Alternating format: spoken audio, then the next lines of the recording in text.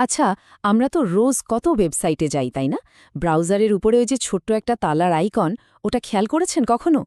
অনেকেই ভাবি তালা মানেই সব সেফ।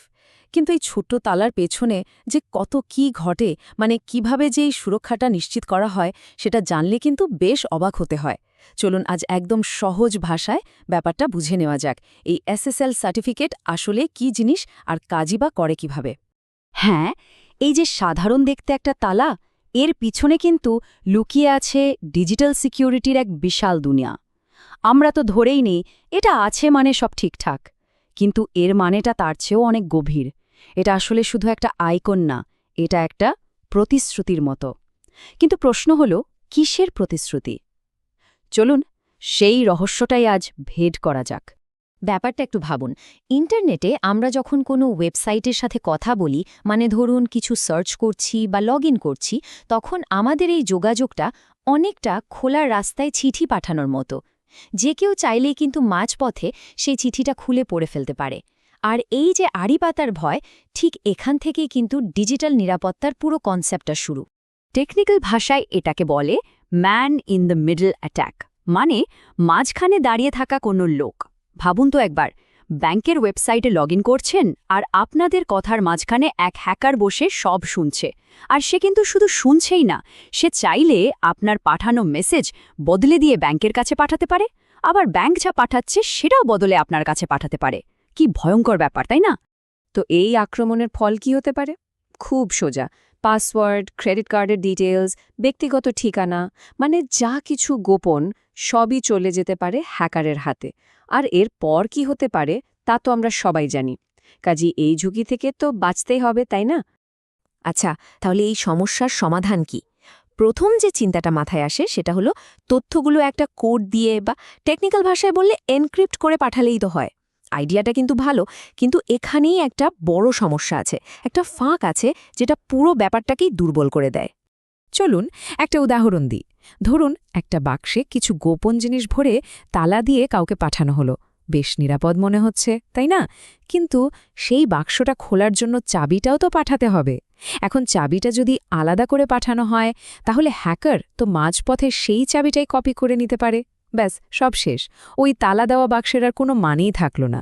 নিরাপত্তা তো এক মুহূর্তে হাওয়া। তাহলে উপায়টা কি? ওই চাবির সমস্যা সমাধান হবে কিভাবে? এখানেই আসে টেকনোলজির একটা দারুণ, মানে খুবই ইন্টেলিজেন্ট একটা সমাধান। এমন একটা সিস্টেম যেখানে আর অসুরক্ষিতভাবে চাবি চালাচালি করার কোনো দরকারই নেই। ব্যাপারটা অনেকটা এরকম, ভাবুন তো, একটা জাদুর তালা যেটা খুলতে একটা নয়, দুটো চাবি লাগে। এই সিস্টেমটার নাম হলো অ্যাসিমেট্রিক এনক্রিপশন। এখানে দুটো চাবি থাকে। একটা হলো পাবলিক কি, এটা নাম শুনেই বোঝে যাচ্ছে সবার জন্য, যে কেউ এটা ব্যবহার করে ডেটা লক করতে পারে। আরেকটা হলো প্রাইভেট কি, এটা একদম গোপন, শুধু সার্ভারের কাছেই থাকে। এখন আসল মজাটা কোথায় জানেন?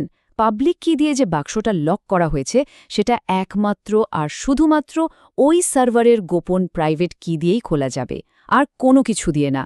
ইন্টারেস্টিং, তাই না? তো পুরো ব্যাপারটা কাজ করে কিভাবে? ধরুন প্রথমে সার্ভার তার পাবলিক কিটা সবাইকে দিয়ে দিল। এখন আপনি ওই পাবলিক কি ব্যবহার করে আপনার নিজের একটা গোপন চাবিকে একটা বাক্সে লক করলেন আর সার্ভারকে পাঠিয়ে দিলেন। এখন মাঝপথে যদি কোনো হ্যাকার ওই বাক্সটা পেয়েও যায়, তার কিন্তু কোনো লাভ নেই, কারণ বাক্সটা খোলার চাবি, মানে ওই প্রাইভেট কি, সেটা তো আছে একমাত্র সার্ভারের কাছে। ব্যাস, এভাবেই কোনো ঝুঁকি ছাড়াই একটা গোপন চাবি আপনারা দুজন শেয়ার করে নিলেন। দারুণ সমাধান, তাই না? মনে হচ্ছে যাক, তাহলে তো সব সমস্যার সমাধান হয়েই গেল। কিন্তু দাঁড়ান, গল্পে একটা বড় টুইস্ট কিন্তু এখনো বাকি। এই সিস্টেমেও একটা বিশাল ফাঁক রয়ে গেছে, আর সেই ফাঁকটা হলো বিশ্বাস। একটু ভাবুন তো, যে আপনাকে ওই পাবলিক কিটা দিচ্ছে সে যে আসলেই আসল সার্ভার, তার গ্যারেন্টি কি? এমনও তো হতে পারে কোনো হ্যাকার ব্যাংকের নাম করে আপনাকে তার নিজের পাবলিককে ধরিয়ে দিল, আর আপনি সরল বিশ্বাসে ভাবছেন ব্যাংকের সাথে নিরাপদে কথা বলছেন, কিন্তু আসলে আপনার সব গোপন তথ্য তুলে দিচ্ছেন ওই হ্যাকারের হাতেই। এই যে ছদ্মবেশী হ্যাকারের সমস্যা, এই ভয়ঙ্কর সমস্যাটা সমাধান করতেই মাঠে নামে আমাদের আজকের গল্পের আসল হিরো, এসএসএল সার্টিফিকেট। এটাই হলো সেই ফাইনাল লেয়ার যেটা আমাদের পরিচয় নিশ্চিত করে দেয়। SSL সার্টিফিকেটকে বলতে পারেন একটা ডিজিটাল আইডি কার্ড বা পাসপোর্টের মতো। এটা কিন্তু কোনো ওয়েবসাইট নিজে নিজে বানিয়ে নিতে পারে না, বরং লেটস এনক্রিপ্ট এর মতো কিছু বিশ্বস্ত থার্ড পার্টি আছে যাদেরকে বলা হয় সার্টিফিকেট অথরিটি। তারাই একটা ওয়েবসাইটের পরিচয় খুব ভালো করে যাচাই বাছাই করে এই সার্টিফিকেটটা ইস্যু করে। প্রসেসটা কিন্তু খুবই গোছানো আর কড়া। যখন কোনো ওয়েবসাইট সার্টিফিকেটের জন্য অ্যাপ্লাই করে, তখন ওই সার্টিফিকেট অথরিটি ওয়েবসাইটটার মালিকানা থেকে শুরু করে সব তথ্য খুব ভালোভাবে ভেরিফাই করে। সব কিছু যদি 100% ঠিক থাকে, কেবল তখনই তারা নিজেদের ডিজিটাল সিগনেচার দিয়ে একটা সার্টিফিকেট ইস্যু করে। আর আমরা যখন কোনো ওয়েবসাইটে ঢুকি, আমাদের ব্রাউজার সবার আগে ওই ডিজিটাল সিগনেচারটা চেক করে দেখে নেয় যে সার্টিফিকেটটা আসল কিনা। আর যে মুহূর্তে ব্রাউজার এর সিগনেচার দেখে কনফার্ম হয় যে সার্টিফিকেটটা আসল, তখনই সে সবুজ সংকেত দেয়, মানে ওয়েবসাইটের সাথে একটা সুরক্ষিত কানেকশন তৈরি করার অনুমতি দেয়। আর ঠিক তখনই আমরা ব্রাউজারের অ্যাড্রেস বারে ওই পরিচিত তালার আইকনটা দেখতে পাই। এখানে একটা বাড়তি তথ্য দিয়ে রাখি, এই যে সার্টিফিকেটগুলো, এগুলো বেশিরভাগ সময় বড় বড় কোম্পানিগুলো টাকার বিনিময়ে দেয়। তবে কেউ যদি শুধু শেখার জন্য বা নিজের প্রজেক্টের জন্য সার্টিফিকেট বানাতে চায়, সেটাও পারে। এগুলোকে বলা হয় সেলফ সাইন্ড সার্টিফিকেট। কিন্তু যেহেতু এগুলো কোনো বিশ্বস্ত অথরিটি ভেরিফাই করে না, তাই ব্রাউজার এই ধরনের সাইটে ঢুকতে গেলেই একটা বড় ওয়ার্নিং দেখায়। তাহলে এবার বোঝা গেল তো, ব্রাউজারের ওই ছোট্ট নিরীহ দেখতে তালাটা আসলে শুধু এনক্রিপশনের চিহ্ন নয়, এটা হলো পরিচয় যাচাই আর বিশ্বাসের এক লম্বা আর জটিল গল্পের ফাইনাল সিম্বল। ওই তালাটা আমাদের বলে সব ঠিক আছে, আপনি যার সাথে কথা বলছেন সে সঠিক লোক, আপনাদের কথাবার্তা এখন একদম সুরক্ষিত।